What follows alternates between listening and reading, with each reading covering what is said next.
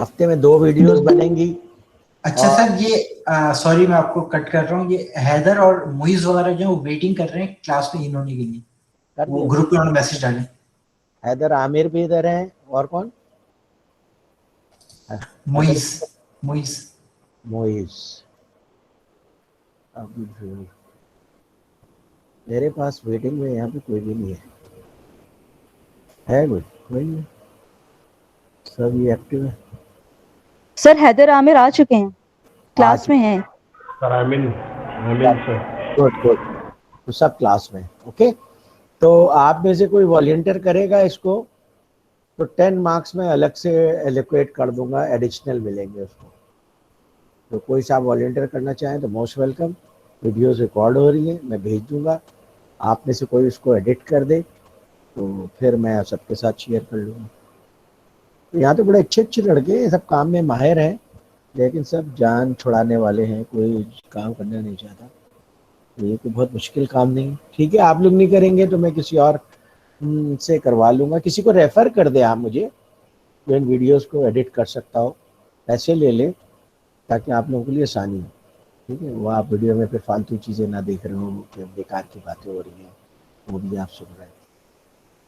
अगर कोई लड़का ऐसा है जो एनईडी में पढ़ता है या सर सैयद में पढ़ता है, किसी और यूनिवर्सिटी में पढ़ता है, वो ये काम कर सकता है, उसको आप रेफ़र कर दें मेरे पास। ठीक है, okay. So we are starting now, अल्हम्दुलिल्लाह, बिस्मिल्लाहिर्रहमानिर्रहीम। पहला चैप्टर है आपका प्रोक्योरमेंट स्कोप एंड डेवलपमेंट। कि प्रोक्योरमेंट का स्कोप क्या है। सबसे पहले तो आपको ये समझना चाहिए कि पहले ये कहलाता था परचेज, अब कहलाता है प्रोक्योरमेंट। तो क्यों इसका नाम चेंज किया गया है, कोई साहब बता सकते हैं? सर आई बिलीव कि परचेज तो जस्ट आप कोई भी चीज लोकल मार्केट से खरीदते थे और उसकी कोई प्रॉपर ट्रेसिबिलिटी नहीं होती थी, लेकिन प्रोक्योरमेंट के अंदर एक तो ये कि आप रूल्स एंड रेगुलेशंस भी देख रहे होते हैं। जैसे अगर आप प्राइवेट सेक्टर हैं तो उसके रूल्स एंड रेगुलेशन इतने बहुत कम होते हैं, लेकिन अगर आप पब्लिक सेक्टर में तो पैपरा को देख रहे हैं, उसके सारे रूल्स एंड रेगुलेशन, लीगल्स और लॉ को भी देख रहे होते हैं, और फिर उसकी फर्दर आप ईआरपी सिस्टम में उसकी एक ही चीज की ट्रेसेबिलिटी होती है कि कौन सी चीज कब खरीदी गई, किससे खरीदी गई, डेजिग्नेटेड वेंडर्स हैं, वो सब पूरी एक मैकेनिज्म, एक पूरी एक क्यूरी बना के और उसको एक मैकेनिज्म के तौर पे उसको यूज करें, वो प्रोक्योरमेंट आपकी। वेरी गुड, या बिल्कुल, क्वालिटी उसका बहुत इंपॉर्टेंट एस्पेक्ट है, ट्रेसेबिलिटी उसका बहुत इंपॉर्टेंट एस्पेक्ट है, but at the same time उसकी डिमांड लेवल्स क्या हैं, मोस्ट अपॉर्चुन टाइम क्या है उसे परचेज करने का। जैसे मिसाल के तौर पे कमोडिटी प्राइसेस इंटरनेशनल मार्केट में अप भी होती हैं, डाउन भी होती हैं। फॉरेन एक्सचेंजेस अप भी होते हैं, डाउन भी होते हैं। तो अगर आपने ऑयल ख़रीदना है इंटरनेशनल मार्केट से, स्टील ख़रीदना है इंटरनेशनल मार्केट से, तो अगर आपके पास ट्रेंड एनालिसिस हो रही है तो आप अंदाज़ा लगा सकते हैं कि किस सीजन में इनकी प्राइसेस डाउन होती है। आप उन सीजन में उसे परचेज कर सकते हैं, मगर उनको परचेज करने के बाद दूसरा इशू आता है। दूसरा इशू ये आता है कि आपने उसे स्टोर भी करना है। स्टोरेज की कॉस्ट होती है, डिप्लीशन की कॉस्ट होती है, वेस्टेज की कॉस्ट होती है, मैन पावर की कॉस्ट होती है। तो क्या इतना स्टोर करना आपके लिए इस प्राइस के ऊपर मुनासिब है कि आप कवर कर लें फिर भी कि जनाब अगर ज़्यादा प्राइस में करेंगे तब भी उससे कम बेनिफिट होगा और यहाँ पे जो कॉस्ट पड़ रही है वो ऐड करके भी ज़्यादा बेनिफिट होगा। ये एनालिसिस करते हैं आप, और फिर उसके बाद आप इसे हद तक चले जाते हैं प्रोक्योरमेंट में। जब आप देखते हैं बाज़ आइटम्स इस किस्म के, हर आइटम के लिए आप ये काम नहीं करते कि आप वेंडर मैनेज इन्वेंट्री पे चले जाते हैं। तो आप अपना जितना पैसा भी आपका प्रोक्योरमेंट में टाइड इन होता है वो निकल जाता है, आपके वर्किंग कैपिटल में ऐड हो जाता है, आपका कैपिटल फ्लो बेहतर हो जाता है, आपकी प्रॉफिटेबिलिटी बेहतर हो जाती है, आपकी बैंक बोरोइंग कम हो जाती है। तो प्रोक्योरमेंट का मतलब है कि it is a whole system of purchasing products, analysing कि परचेज की क्या कॉस्ट है, उसकी टोटल कॉस्ट क्या है, और फिर किस तरह से हम परचेज करें कि ऑर्गेनाइजेशन के लिए मोस्ट एफिशिएंट हो। इसीलिए वेंडर मैनेज इन्वेंट्री और जस्ट इन टाइम ये सारे कॉन्सेप्ट्स हैं। प्रोक्योरमेंट का जो पहले रोल था ना वो था बेसिकली एक सपोर्टिव रोल है। जैसे HR का एक सपोर्टिव रोल है, फाइनेंस का एक सपोर्टिव रोल है, but with the passage of time ये रियलाइज किया गया ये HR का एक स्ट्रेटेजिक रोल है, सप्लाई चेन का एक स्ट्रेटेजिक रोल है, और सप्लाई चेन के अंदर जो एक मेजर फंक्शन है प्रोक्योरमेंट, उसका स्ट्रेटेजिक रोल है। तो इसीलिए अब उन पोजीशंस के ऊपर जो सबसे काबिल लोग होते हैं, सर्टिफाइड लोग होते हैं, प्रोक्योरमेंट में भी सर्टिफिकेशंस होती हैं, और जो लोग इसका एक्सपीरियंस रखते हैं, इंटेलेक्चुअल कैपेसिटी रखते हैं, उनको प्रोक्योरमेंट में अप्लाई किया जाता है। जैसे मेरा एक बहुत अच्छा क्लास फेलो था, पढ़ने में भी बहुत अच्छा था, he was in Pakistan refinery, तो वो सारे दौरान वो मेंटेनेंस में रहा और प्रोजेक्ट्स में रहा। अब थोड़ा सीनियर हो गया तो उसको मैनेजर प्रोक्योरमेंट बनाया गया, हालांकि वो बहुत काबिल लड़का था और प्रोजेक्ट्स बहुत अच्छा कर रहा था।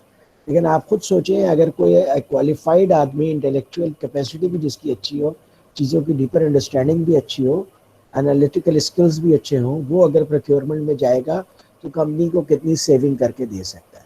इसलिए मैंने अब ये ट्रेंड एंग्रो में भी देखा, पाकिस्तान रिफाइनरी में भी देखा, और दूसरी ऑर्गेनाइजेशंस में भी देखा, जो सबसे कैपेबल लड़के होते हैं उनको ये प्रोक्योरमेंट में लेकर के आते हैं। और इसके अंदर जो आपकी रिक्वायरमेंट है कि सबसे पहले रिक्वायरमेंट प्रोक्योरमेंट की रिक्वायरमेंट क्या है, flow of materials and services, उसको स्ट्रीमलाइन करें at minimum cost, at most opportune time. Flow of material तो हो गया कि जैसे आप रॉ मटेरियल खरीद रहे हैं, दूसरे मटेरियल खरीद रहे हैं, ये सब आपका फ्लो ऑफ मटेरियल हो गया। फ्लो ऑफ सर्विसेज क्या है, जैसे आप किसी कॉन्ट्रैक्टर से कांटेक्ट कर रहे हैं, रेंटल एग्रीमेंट कर रहे हैं, ठीक है, फूड सप्लाई का एग्रीमेंट कर रहे हैं, ये सब क्या है, सर्विसेज है।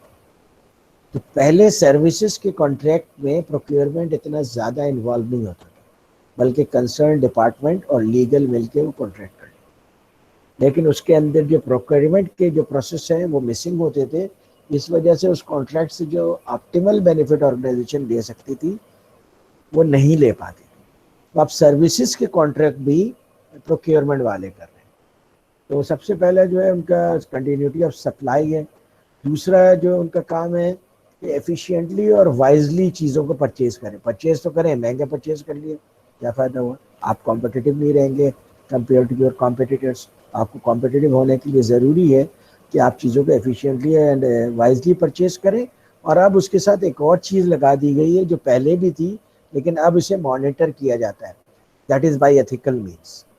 आप चीज़ों को एथिकली प्रोक्योर करें। एथिकली प्रोक्योर करने का क्या मतलब है, भाई आप किसी से कोई चीज़ खरीदते हैं तो आप उसको पैसे देते हैं, तो ये एक ट्रांजैक्शन है, फेयर ट्रांजैक्शन है। लेकिन उसके अंदर अब ये चीज़ आ गई है कि बहुत ही कॉम्पिटिटिव कमोडिटी प्रोडक्ट्स में अगर आप सप्लायर को बहुत स्क्वीज़ करके वो आपको कॉन्ट्रैक्ट करते हैं तो बेसिकली सप्लायर वर्स ऑफ हो जाता है, और ए डे विल कम जब सप्लायर बैंकरप्ट हो जाएगा। और दुनिया में छोटे छोटे सप्लायर्स की तो बैंकरप्सी की बहुत सारी दास्तान है, बड़े बड़े सप्लायर्स भी बैंकरप्ट हो जाते हैं क्योंकि वो उन प्राइसेस को मैच नहीं कर पाते। इसलिए अब जो है ना फेयर ट्रेड प्रैक्टिसेस बाकायदा लॉ बन गया है, फेयर प्राइसिंग एक्ट बन गया है। जैसे मिसाल के तौर पे दुनिया में कॉफ़ी की सबसे बड़ी जो कंपनी है वो स्टारबक्स है, उसके दुनिया में आई थिंक 55,000 रिटेल आउटलेट्स हैं। यू कैन सी अंडरस्टैंड कि कितना पैसा वो कमाते होंगे। कुछ उनके अपने हैं, कुछ उन्होंने फ्रेंचाइज कॉन्सेप्ट के दिए हैं।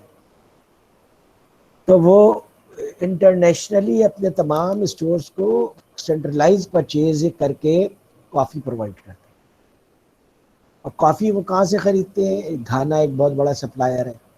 एक तरीका तो ये है कि जब कॉफ़ी ग्रो हो गई अब आप उन सप्लायर्स को स्क्वीज़ करें, क्योंकि ये पेरिशेबल आइटम है, बिकेगा नहीं तो उनके लिए बेकार हो जाएगा, तो वो किसी भी प्राइस पे बेच देंगे।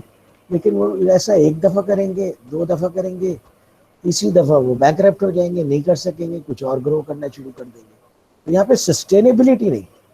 तो procurement has to make sure कि आपके सप्लायर सस्टेनेबल रहें, उनको रीजनेबल प्रॉफिट मिले ताकि वो आगे मूव करते रहें। जैसे सुजुकी पाकिस्तान में मेक श्योर करता है उसके वेंडर्स को 10% प्रॉफिट मिलता रहे कंटिन्यूसली एनुअली, ताकि वो सर्वाइव कर सके और ग्रो कर सके। इसलिए वो उनका फाइनेंशियल ऑडिट भी करता है, क्वालिटी ऑडिट भी करता है, सोशल ऑडिट भी करता है और मेक श्योर करता है कि उनको इतना रिटर्न मिले तो वो बिजनेस में स्टे करें।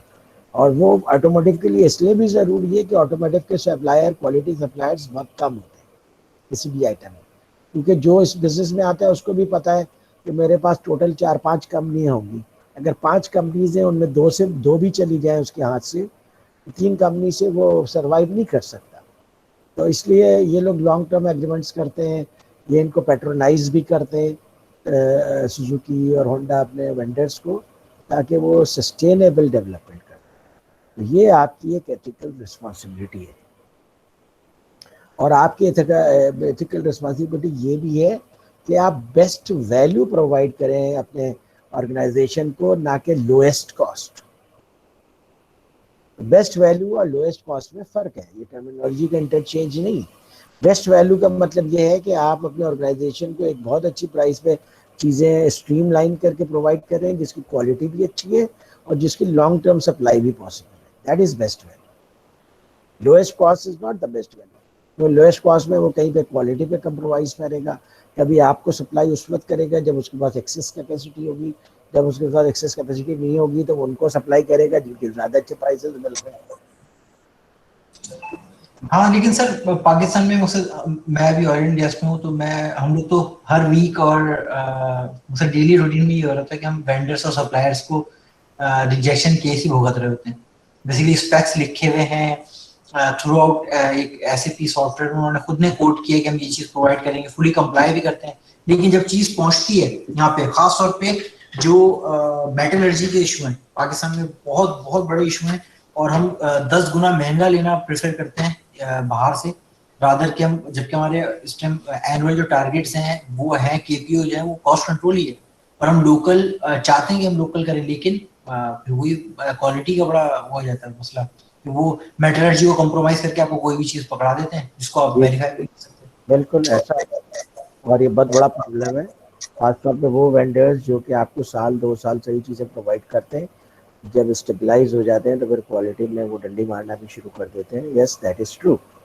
लेकिन उसका हल ये नहीं है कि आप उसको रिजेक्ट करके नया ले आएँ, वो नहीं सही सप्लाई करे उसको रिजेक्ट करके नया ले आएँ, बल्कि अब बाकायदा वेंडर डेवलपमेंट प्लान्स होते हैं और सीरियस प्लान्स होते हैं कि भाई आपने को अगर किसी ने मेटल में कोई चीज़ स्पेयर पार्ट्स वगैरह बनाकर देने, तो आपकी एक टीम होनी चाहिए जो उनके साथ कोऑर्डिनेट करे डेली बेसिस पे और वीकली बेसिस पे, उनके प्रेमिसेस में जाए, उनके इश्यूज़ को समझे, उनको डेवलप करे, ट्रेन करे, और फिर वो आपको वो चीज़ बना करके दें जो आपकी रिक्वायरमेंट के मुताबिक हो। एग्जैक्टली यही चीज़ ऑटोमोटिव इंडस्ट्री करती है। एग्जैक्टली इसी चीज़ के ऊपर एप्पल सर्वाइव कर रहा है। एग्जैक्टली यही इस पे वॉलमार्ट का कॉम्पिटिटिव एडवांटेज है। वॉलमार्ट पाकिस्तान से इंपोर्ट कर रहा है, बांग्लादेश से, थाईलैंड से, चाइना से, इनसे इंपोर्ट कर रहा है, लेकिन उसने कोई परचेज ऑर्डर खोल करके इंपोर्ट नहीं कर रहा है, बल्कि उनका परचेज डिपार्टमेंट, प्रोक्योरमेंट डिपार्टमेंट पूरा का पूरा, उसके कुछ लोग पाकिस्तान में बैठे हुए, उन्हें ट्रेन किया गया है कि जनाब आपको क्या क्वालिटी देखनी है, कैसे क्वालिटी देखनी है, और किन चीज़ों पे आप कंप्रोमाइज़ नहीं कर सकते, किन चीज़ों को ओके कर सकते हैं, क्योंकि 100% स्ट्रिंजेंट भी नहीं हो सकते। उसके मुताबिक उनकी सुपरविजन में गुल अहमद में प्रोडक्ट्स बन रहे होते हैं। तो you need to take that pain, और यही बेसिस ऑफ कॉम्पिटिटिव एडवांटेज है वॉलमार्ट का, एप्पल का। एप्पल कोई मोबाइल खुद थोड़ी बनाता है, दुनिया का बेहतरीन मोबाइल बनाता है, उस डिफेक्ट फ्री मोबाइल्स होते हैं, ठीक है, उससे अच्छे मोबाइल किसी और के होते ही नहीं है, that's why they are expensive. तो ये वाला जो पेन है ये हम लेने के लिए तैयार नहीं, और जब तक कि आप ये पेन लेने के तैयार नहीं होंगे, और ये खुद इटसेल्फ एक ऑर्गेनाइजेशन के बहुत बड़ी एक्सपर्टीज होती है और कॉम्पिटिटिव एडवांटेज होगा, तो थिंग्स विल नॉट चेंज, ठीक है। तो ये बेसिकली इसके ऊपर काम किया है। आप देखिए बड़ी बड़ी कंपनीज है, उन्होंने काम किया है, वो कंपनी अमेरिका में है, उनके vendors all over the world फैले हुए, और they are supplying very well. Zara man वो कर रहा है, हालांकि ज़ारा तो फैशन कंपनी है, फैशन में ख़वातीन के कितने नखरे हैं आपको मालूम है, लेकिन उसके बावजूद ज़ारा मैन अपनी क्वालिटी मेंटेन कर रहा है, प्राइस भी मेंटेन कर रहा है, प्राइस वाइज वो ज़्यादा एक्सपेंसिव नहीं होते, स्पीड भी मेंटेन कर रहा है। ये सब वेंडर्स को जब तक कि आप पार्टनर्स का स्टेटस नहीं देंगे, उनके साथ क्लोज कोलैबोरेशन नहीं करेंगे, these things are not going to happen. फिर आपको स्टाफ को डेवलप करना होता है, पॉलिसीज, प्रोसीजर्स, सिस्टम्स वो डेवलप करने होते हैं, और ऑर्गेनाइजेशन वाइड लोगों को ट्रेन करना होता है। जैसे प्रोक्योरमेंट इंजीनियरिंग के लोगों को ट्रेन करता है कि जनाब आपको जो चीज़ें खरीदनी है वो किस तरह से खरीदेंगे, किस तरह से नेगोशिएशन रेज करेंगे, आपका रोल क्या होगा, आपका रोल स्पेसिफिकेशन तक है, हमारा रोल क्या होगा, और हम किस तरह से कंबाइंड एक क्रॉस फंक्शनल टीम बना करके ऐसी परचेजिंग कर सकते हैं जो पूरी ऑर्गेनाइजेशन के लिए बेनिफिशियल हो। तो फर्क क्या हुआ है? फर्क ये हुआ है कि प्रोक्योरमेंट अब ड्राइविंग सीट पे आ गया है। पहले लोग उसे ड्राइव करते थे, एक रिक्विजिशन भेज दी प्रोक्यूजिशन प्रोक्योरमेंट को, भाई ये चीज मंगवा लो, वो खरीद के ले आते थे, ट्रांजैक्शनल सारा काम होता था। अब ट्रांजैक्शनल से बढ़ करके ये पूरा सिस्टम के थ्रू काम हो रहा है, पूरा सिस्टम बना दिया गया है।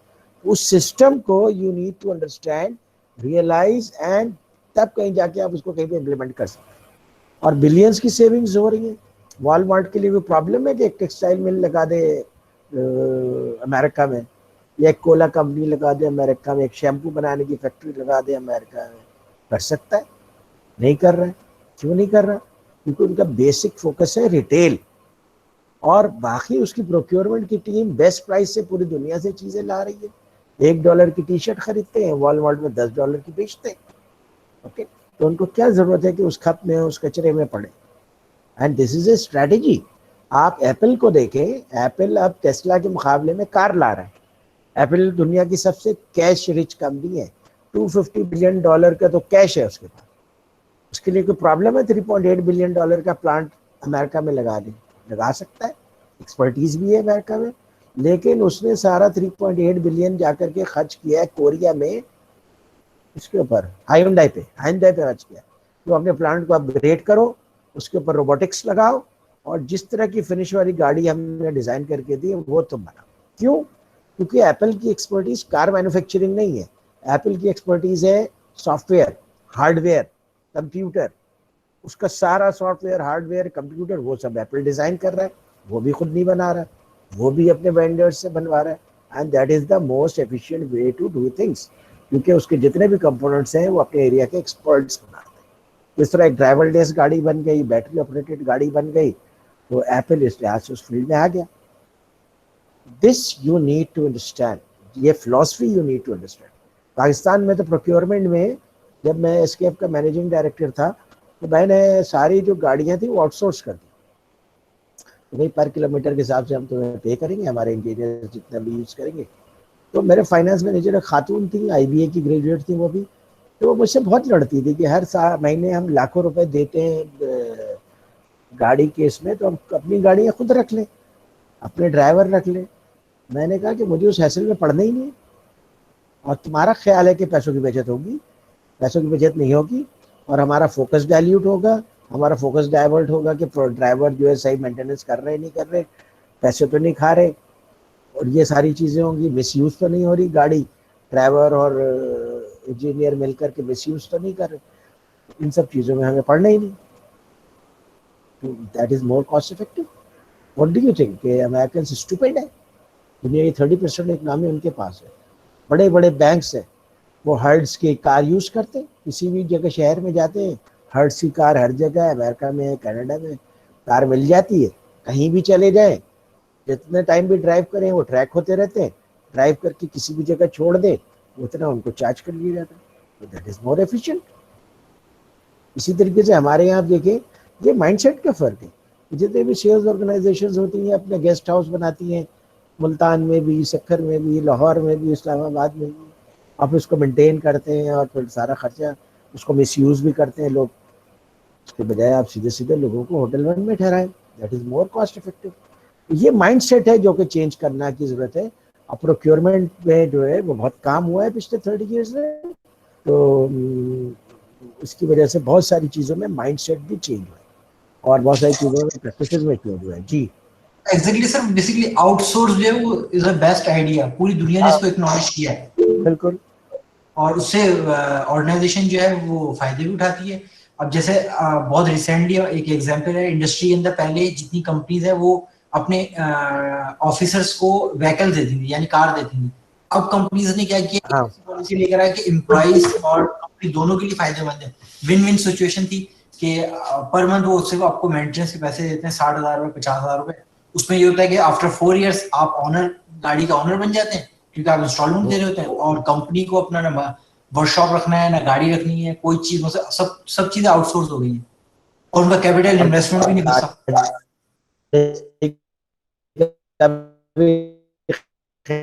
क्योंकि उसको पता है कि में गाड़ी मुझे ही मिलनी है, पता है गाड़ी का। सही है, ये अच्छा है। आई मीन इस किस्म के कॉन्सेप्ट यूज होने चाहिए। लिव इन विन सिचुएशन है, यू आर राइट। ठीक है, तो ये कॉन्सेप्ट सब आ रहे हैं, अप्लाई हो रहे हैं दुनिया में। पाकिस्तान में भी आहिस्ता आहिस्ता कुछ कंपनीज को चीजें समझ में आ रही है, वो कर रही हैं चीजें। तो पहले रिसर्च के अंदर जो चीजें लिखी हुई हैं आज तो नहीं है, लेकिन अगली क्लास से जो बॉक्स में स्टडी है ये आप लोग एक्सप्लेन करेंगे। तो इसलिए बॉक्स, छोटे छोटे बॉक्स में 4-4, 5-5 लाइन, 10-10 लाइन की स्टडीज हैं, तो वो आप पढ़ें, you will enjoy and you will understand. तो रिसर्च के अंदर ये लिखा हुआ है कि जनाब पहले परचेज डिपार्टमेंट साइलो में काम करते हैं। साइलो क्या होता है भाई?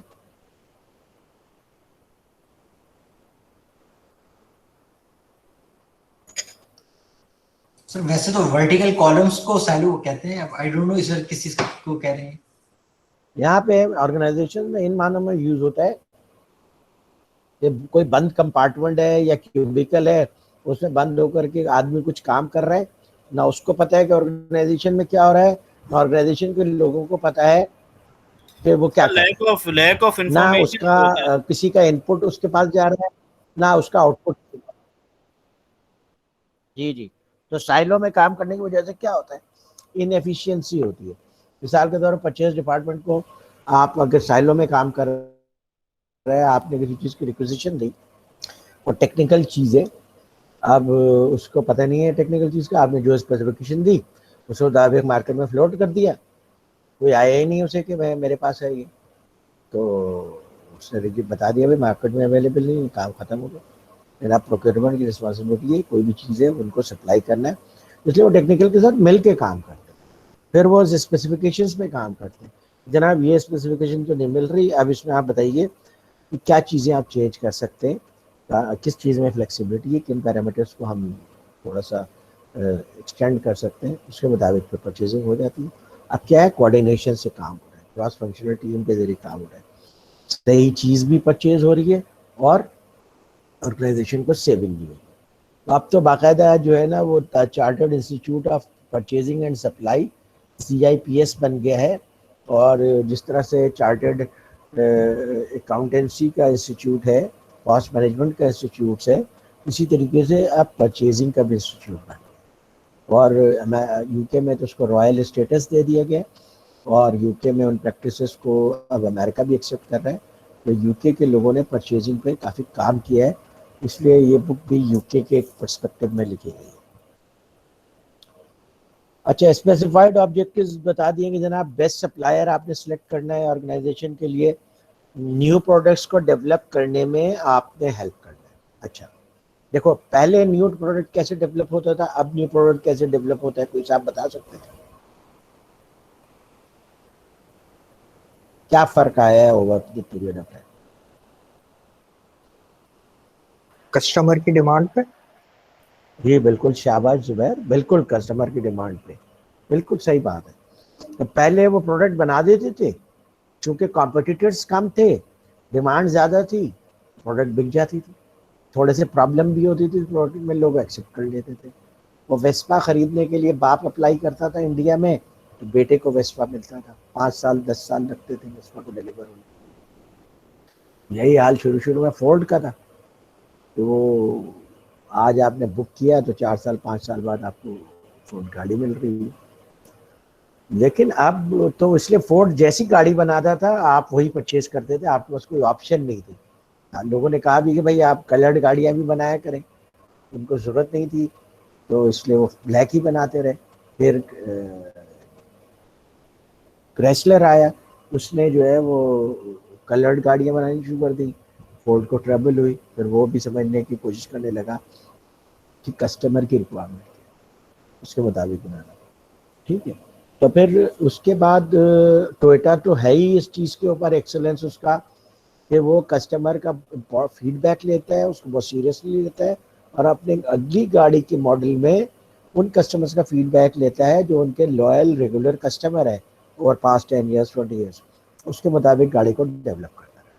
इस वजह से कहते हैं कि टोयोटा कोई भी चीज़ बनाए जिसके नीचे 4 पहिए लगे हुए हों, that will sell in any market. अच्छा, तो पहले इतना टफ नहीं था, अब टफ क्या हो गया है कि प्रोडक्ट्स आती हैं मार्केट में और बहुत जल्दी ऑब्सोलीट हो जाती हैं। मोबाइल का भी नया वर्जन आया, 3 महीने 6 महीने 1 साल के बाद वो ऑब्सोलीट हो गया। तो आपका गाड़ी का नया मॉडल आया, दूसरे कॉम्पिटिटर ने उससे बेहतर गाड़ी मार्केट में प्लेस कर दी। टेस्ला ने पूरा rules of the game change किया कि हम ड्राइवरलेस कार ला रहे हैं, तो एप्पल भी ड्राइवरलेस कार ला रहा है। तो अब कॉम्पिटिशन बहुत स्टिफ हो गया, कह रहे हैं एप्पल जब ले आएगा तो टेस्ला मार्केट शेयर 40% से नीचे चला जाएगा। इधर एप्पल कोई मोबाइल लॉन्च करता है, सैमसंग उसकी कॉपी करके उसको प्लेस कर देता है मार्केट में एट 1/3 ऑफ द प्राइस। तो पहले ये होता था कि डिज़ाइन डिपार्टमेंट बहुत सीक्रेसी से काम करता था, किसी को नहीं पता होता था। डिज़ाइन डिपार्टमेंट एक बड़ा सा रूम होता था, उसमें 4-5 इंजीनियर्स मिल करके चीज़ों के ऊपर काम करते रहते थे, मॉडल बनाते रहते थे, एक्सपेरिमेंट करते रहते थे, डिज़ाइन करते रहते थे, और एंड में एक चीज़ ले आते थे कि जनाब ये कार हमने डिज़ाइन किया है। जैसे Nissan took 44 months to design a car, दूसरी कंपनियाँ उससे भी कम लेती हैं, बहुत कम लेती हैं। अब तो 6 महीने और 3 महीने और 1 साल की बात होती है जिसमें आप डिज़ाइन करें गाड़ी को। अच्छा, आप डिज़ाइन करके ले आए तो आपको पता है एक गाड़ी में ऑन एवरेज 2000 कंपोनेंट्स होते हैं, वो सब वेंडर्स ने सप्लाई करने होते हैं, क्योंकि ऑटोमोबाइल मैन्युफैक्चरर उसमें से कोई चीज़ नहीं बनाता आता, सारी चीज़ें वो मार्केट से इम्पोर्ट से परचेज करता है, वो असेंबलिंग और मार्केटिंग करता है। अब पता चला जब वो वेंडर के पास गए तो जनाब इस तरह का तो बम्पर बन ही नहीं सकता, इस तरह के का जो शीशा है, ग्लास है, वो तो बन ही नहीं सकता, बहुत मुश्किल होगी, एक्सपेंसिव होगी, हो जाएगी चीज़। अब फिर इंजीनियर्स को फीडबैक दिया, इंजीनियर्स फिर उस फीडबैक के ऊपर चीज़ों को चेंज करते हैं, कंप्रोमाइज़ करते हैं। कुछ वेंडर्स को लोग दबाते थे कि भाई किसी तरह से उसको लेकर क्या, रिजल्ट जो चीज़ बन के आती थी वो कंप्रोमाइज चीज़, बेस्ट चीज़ नहीं। अब क्या होता है, इनिशियल स्टेज में ही जब डिजाइनिंग हो रही है तो पूरा सप्लाई चेन इन्वॉल्व होता है, प्रोक्योरमेंट इन्वॉल्व होता है और वेंडर्स इन्वॉल्व होता है। क्यों? क्योंकि एक्चुअली तो इन्हीं लोगों ने सारा कुछ प्रोवाइड करना है, तब ये गाड़ी बनेगी या मोबाइल बनेगा या जो कुछ भी। और इसी वजह से डिज़ाइन फेज में वेंडर्स के इन्वॉल्वमेंट का फायदा ये होता है कि वो इनपुट देते हैं, भाई ये मटेरियल नहीं मिलेगा मार्केट में, इस तरह का मोल्ड बनाना मुश्किल काम है। उस तरह से उसी हिसाब से वो चीज़ों को एडजस्ट करते हैं। और ये जो फॉरवर्ड बैकवर्ड जो चल रहा होता था, डिज़ाइन कर लिया, फिर वेंडर से मीटिंग की, उसने कुछ चीज़ों को मना कर दिया, कुछ चीज़ों को मॉडिफाई करने के लिए कहा, फिर वो चीज़ आपने ठीक की, फिर उसके बाद आपने उन तक पहुँचे, उन्होंने कहा नहीं अब इसको ऐसे करो, उसमें और टाइम डिले हो जाता था। तो इसीलिए अब प्रोक्योरमेंट डिज़ाइन प्रोसेस से इन्वॉल्व है। ये सप्लाई चेन का जो ये रोल शिफ्ट हुआ है, और प्रोक्योरमेंट का खास तौर पे कि वो डिज़ाइन के स्टेज में भी इन्वॉल्व होते हैं, तो इस तरह से प्रोक्योरमेंट एक एंसिलरी फंक्शन से, ऑक्सिलरी फंक्शन से चेंज होकर के स्ट्रेटेजिक फंक्शन है। I hope you understand. समझ में आया?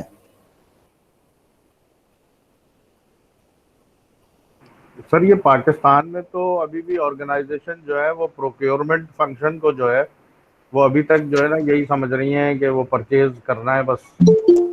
R&D डिपार्टमेंट जो रिसर्च एंड डेवलपमेंट डिपार्टमेंट है वो एक इंस्ट्रक्शन देता है कि मटेरियल उठा के दे दिया कि जी ये मंगा दें। अब जी वो मटेरियल अवेलेबल है या नहीं है, उसकी सप्लाईबिलिटी कितनी एफिशिएंट है नहीं है, इस बात से कोई गर्ज नहीं है।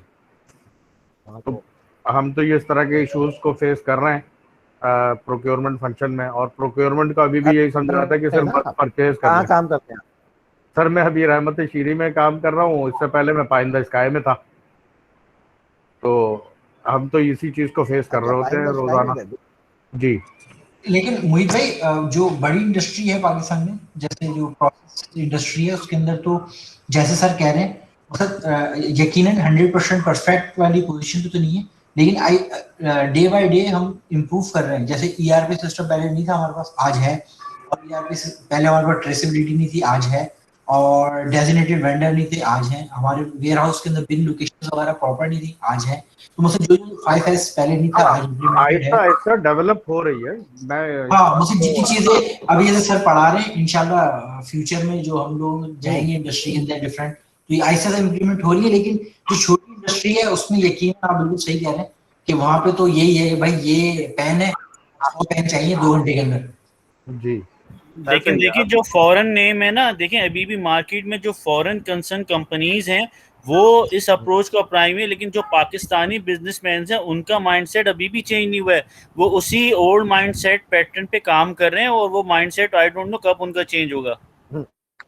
हाँ अभी भी एग्जैक्टली नजर भाई, लेकिन हाँ, पाकिस्तान में जो बड़े इन्वेस्टर हैं, अब जैसे एंग्रो है, वो बाहर फॉरेन नहीं है, पाकिस्तानी है। एफएफसी है, पाकिस्तानी है। पीपीएल है, ओजीडीसीएल है, आपके डिफरेंट और इदारे हैं, आपका एफएफबीएल है। आप जाएं, हाकिम आप आपको ऑयल एंड गैस कंपनी में हो ना, आप शायद ऑयल फील्ड में हो, तो ऑयल फील्ड जो है वो इंटरनेशनल स्टैंडर्ड्स को थोड़ा बहुत फॉलो करने की कोशिश कर रही है पाकिस्तान में भी। लेकिन अगर आप ऑयल एंड गैस इंडस्ट्री से निकल के बाहर दूसरी इंडस्ट्रीज में जाएं तो वहां पे तो वो ही सेठिया निज़ाम है, और वो चीज़ों को समझने के लिए तैयार नहीं है। उनको जो है ना वो प्रोक्योरमेंट चाहिए लोएस्ट प्राइस पे, लोएस्ट कॉस्ट पे प्रोक्योरमेंट चाहिए। आप क्वालिटी की कितनी भी बात करें वो कहते हैं नहीं जी ये जो है ना ये नहीं चाहिए हमें, लोएस्ट प्राइस पे मटेरियल ला के दें। That is right. हाँ बेसिकली। देखिए, पढ़ाने का मकसद क्या होता है? यही मकसद होता है कि there is a gap between practices and real practices. कहीं पे वो गैप ज़्यादा वाइडन होता है, कहीं पे गैप कम नैरो होता है।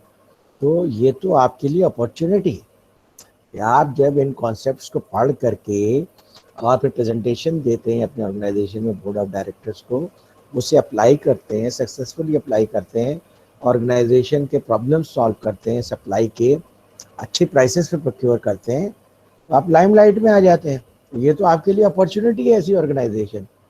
एंग्रो में जाकर के आप क्या तीर मारेंगे? एंग्रो में तो वैसे ही सिस्टम सेट है, अगर आपने सिस्टम के हिसाब से काम नहीं किया तो सिस्टम विल पनिश यू। लेकिन जिस ऑर्गेनाइजेशन के अंदर सिस्टम्स नहीं बने हुए हैं, that is a great opportunity for you. वो जाहिर है बात है कि आप पहले दिन ही सारी क्लीनिंग नहीं करेंगे, उसको आप थोड़ा थोड़ा करके, सबसे इसको कहते हैं स्ट्रेटेजी कहते हैं, first you need to target low hanging fruit.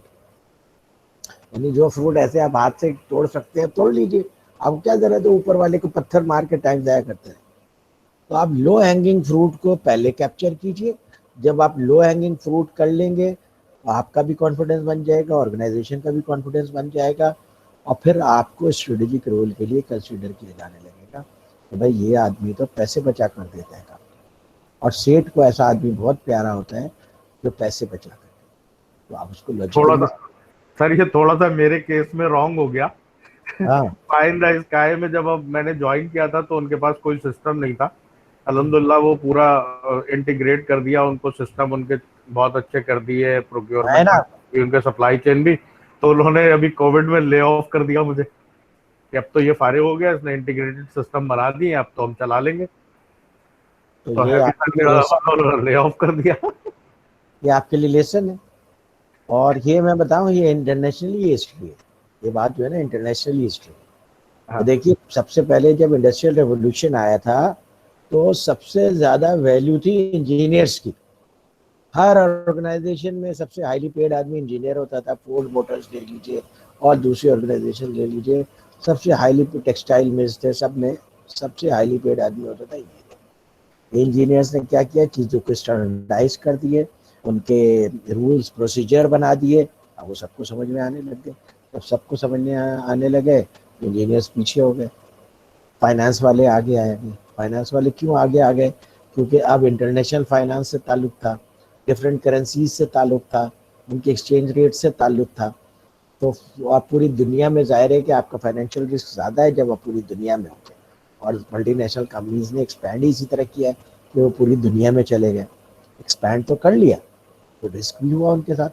Risk ये हुआ कि भाई उसको संभालेगा कौन?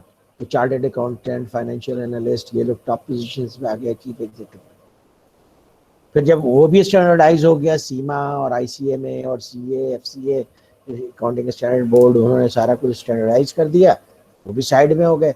मार्केटिंग वाले आ गए क्योंकि कंपटीशन बहुत है, कस्टमर्स को कैच करने के लिए बहुत ज़्यादा आपको एनर्जी अप्लाई करनी जरूरत है, तो मार्केटिंग वाले चीज भी बनी।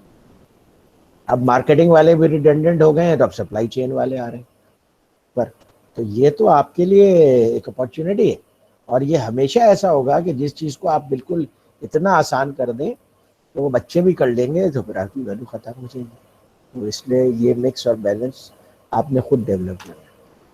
नहीं, उसमें कुछ ना कुछ तो सर इनको जो भी अगर कोई चीज इम्प्लीमेंट करता है किसी इदारे में, तो हाँ, उनको चाहिए कि वो कोई ना कोई ऐसी चीज अपने हाथ में लगे कि इदारा उस चीज पे बेस उस पर्सन पे, अगर ये छोड़ के चला गया तो हम इस चीज को आगे कंटिन्यूएशन में नहीं कर पाएंगे। लेकिन अगर आप सब चीजें गिवन अप कर देंगे तो फिर तो वो यही होगा कि वो अब 1 लाख रुपए एक बंदा ले रहा है, और वही काम अगर कोई 50,000 वाला करेगा तो इदारा 50,000 वाले को रखेगा, वो 1 लाख रुपए क्यों देगा उसको? बिल्कुल बिल्कुल, वो एक बिटर ट्रुथ है।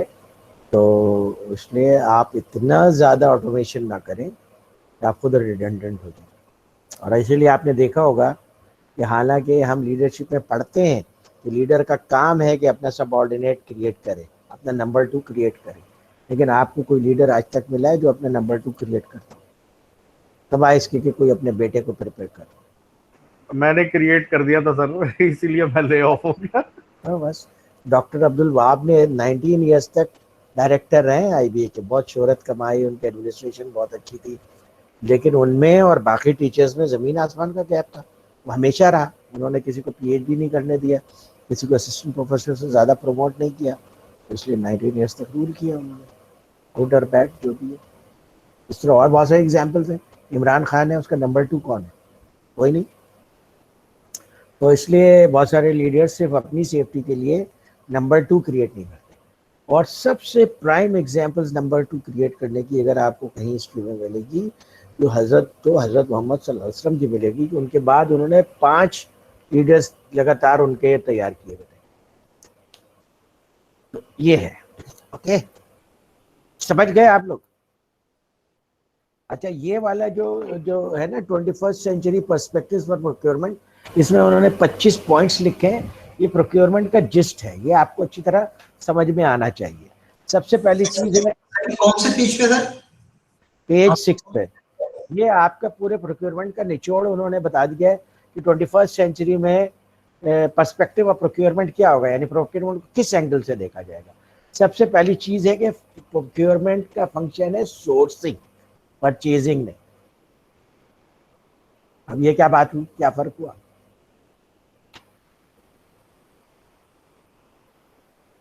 सर ये वही अभी जो आपने एग्जांपल अभी 10 मिनट पहले जो बात कर रहे थे, ये एग्जैक्टली वही है कि अपने फार्म हाउस ना बनाओ, जो होटल अवेलेबल है उनसे सोर्स करें, और पोटेंशियल फ्री जो है आपका ऑपरेशन होना चाहिए। जैसे वॉलमार्ट सोर्सिंग कर रहा है पाकिस्तान में, पूरे गुल अहमद का 100% प्रोडक्शन वॉलमार्ट के लिए लगा हुआ है, ठीक है। बाकी जो अपना थोड़ा सा ये कर रहे हैं वो एक अलग है, जो लॉन वॉन कर रहे हैं, ये सोर्सिंग है। पूरी फैक्ट्री उनके लिए काम कर रही है, बेस्ट प्राइस पे काम कर रही है, बेस्ट क्वालिटी पे काम कर रही है, पूरे साल के लिए इंगेज है, तो ये सोर्सिंग है, ठीक है। तो अब लोग सोर्सिंग पे काम करते हैं, बेस्ट प्राइस पे, एफिशिएंट प्रोडक्शन, हाई क्वालिटी, तो ये चीज़ अब सोर्सिंग में कन्वर्ट हो गई। यानी परचेजिंग का रोल क्या हो गया कि जाकर के अपने वेंडर को पूरी तरीके से अपने रिक्वायरमेंट के मुताबिक कंट्रोल करते हैं।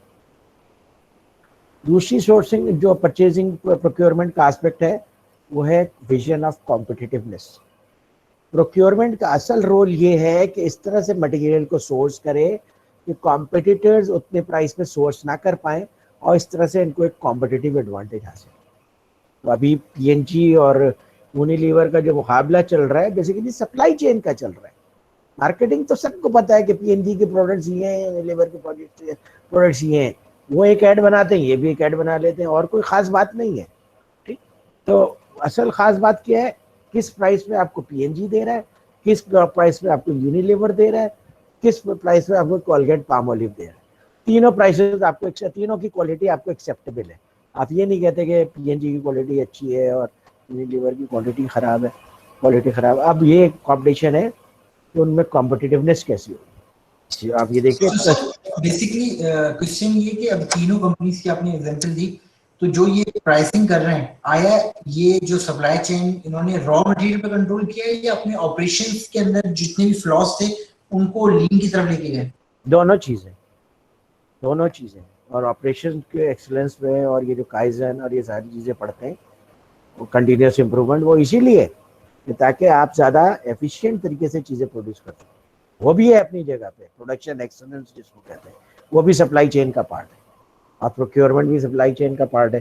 तो ये चीज़ बेसिकली कॉम्पिटिटिवनेस को एनहांस करती है। इनको टारगेट्स दिए जाते हैं कॉस्ट रिड्यूस करो।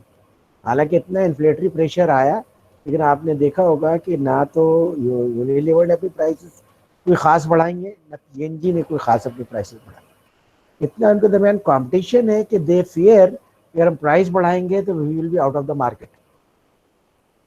तो वो इसलिए अपनी एफिशिएंसी पे फोकस करते हैं, कहाँ से कॉस्ट रिड्यूस कर सकते हैं और क्या कहते हैं कितने बेहतर तरीके से सोर्सिंग कर सकते हैं, इसके बेसिस पे वो कंपटीशन कर रहे हैं। और असल जो उनका एम्फेसिस है वो वैल्यू क्रिएशन पे। वैल्यू क्रिएशन क्या है? आपने वैल्यू चेन पढ़ा होगा किसी भी सेमेस्टर में कि और उसके मुख्तसरन ये है कि जनाब आप कहीं से इनपुट लेते हैं, इनपुट में रॉ मटेरियल भी है, मैन पावर भी है, सर्विसेज भी है, उसके ज़रिए आप प्रोसेस करते हैं, प्रोसेस करके आप आउटपुट निकालते हैं। आपका आउटपुट इनपुट से ज़्यादा वैल्यूएबल होना चाहिए। जितना ज़्यादा वैल्यू क्रिएट करेंगे उतना आप सस्टेन करेंगे, उतना आप प्रॉफिटेबल और सक्सेसफुल कंपनी होगी। जैसे इंटेल है, इंटेल इलेक्ट्रॉनिक कंपोनेंट लेता है, उसका बनाता है माइक्रो प्रोसेसर। माइक्रो प्रोसेसर इतना छोटा सा होता है और वो फिर उसको $1000 में, $500 में, $10,000 में उसे बेचता है। क्या है? Value addition. तो जो कंपनी जितने ज़्यादा वैल्यू एडिशन कर सकती है उतना ज़्यादा उसको मार्केट प्राइस देने के लिए तैयार है। टेस्ला कार बना रहा है, लेकिन ऐसी कार बना रहा है जो दूसरे नहीं बना पा रहे हैं, बहुत कम लोग बना पा रहे हैं, इसलिए उसकी कार प्रीमियम प्राइस पे बिक रही है, वैल्यू क्रिएट कर रहे हैं। तो असल जो एम्फेसिस है अब ऑर्गेनाइजेशंस का कि वैल्यू क्रिएट करें अपने लिए, कस्टमर्स के लिए और अपने स्टेक होल्डर्स के लिए।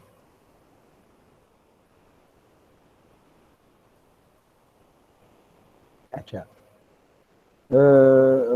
सप्लायर को अब स्ट्रेटेजिक पार्टनर के तौर पे लिया जा रहा है कि उसके ज़रिए से आपको आइडियाज़ मिलते हैं।